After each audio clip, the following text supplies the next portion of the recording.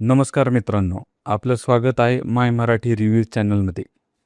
ज्या मराठी सिनेमाची आपण वाट बघतोय त्याचा फर्स्ट लुक म्हणजे टीजर आज आला आहे.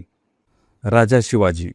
छत्रपती शिवाजी महाराज यांच्या जीवनावर आधारित हा चित्रपट असल्यामुळे प्रेक्षकांची अपेक्षा आधीपासूनच खूप मोठी आहे. तर चला बघूया राजा शिवाजी या मूवीचा टीजर मला कसा वाटला. टीजरची सुरुवात होते संजय दत्त यांच्या भारदस्त आवाजाने.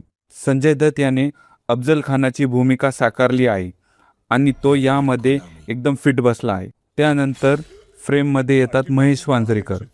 त्यांचा लुक आणि आवाज कणखर आहे. मग येतो अभिषेक बच्चन. त्याने संभाजी भोसले म्हणजे छत्रपती शिवाजी महाराज यांच्या थोरल्या बंधूंची भूमिका साकारली आहे. अभिषेक बच्चनची ॲक्टिंग आणि ॲक्शन यामध्ये कन्व्हिन्सिंग वाटते.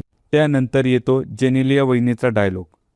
तुमच्या हाताने लवकरात लवकर स्वराज्याचा कळस. मला त्यांच्या मराठी डायलॉग बद्दल थोडा डाऊटच आहे, पण बघूया ट्रेलर आल्यावर. मग येतो फरदीन खान. तो साकारतोय शहाजहानची भूमिका. तो जेव्हा स्क्रीनवर येतो तेव्हा त्याच्या मागे ताजमहलचं काम चालू असतं, परंतु त्याचा CGI एकदम वीक आहे. सरळ सरळ खोटं आहे कळते राव. आणि मग एंट्री होते रितेश देशमुख ॲज अ छत्रपती शिवाजी महाराज. एंट्रीला ॲक्शन सिक्वेन्स दाखवला आहे. या मूवीचं बजेट 100 करोड रुपये आहे, परंतु मला ॲक्शन सीन्स प्रॉमिसिंग वाटले नाही. वायर वर्क आहे, सरळ सरळ दिसतंय. CGI आणि VFX up to the mark अजिबात नाही. चित्रपट रिलीजसाठी वेळ आहे. मेकर्सने CGI, VFX आणि कलर रेडिंगवर अजून काम केलं पाहिजे. रिअलिस्टिक फील तर आला पाहिजे ना. कटू आहे परंतु सत्य आहे.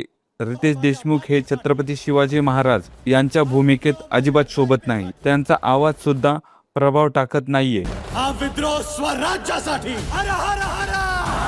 रितेश देशमुख हा माझा आवडता नट आहे, परंतु हेही खरंच आहे की ते या भूमिकेत बसत नाही. पिक्चर रिलीज होण्यासाठी वेळ आहे. बघूया ते यात काय काय इम्प्रूव्हमेंट करतात. राजा शिवाजी या मूवीचा टीजर बद्दल तुम्हाला काय वाटतं कमेंट करून सांगा.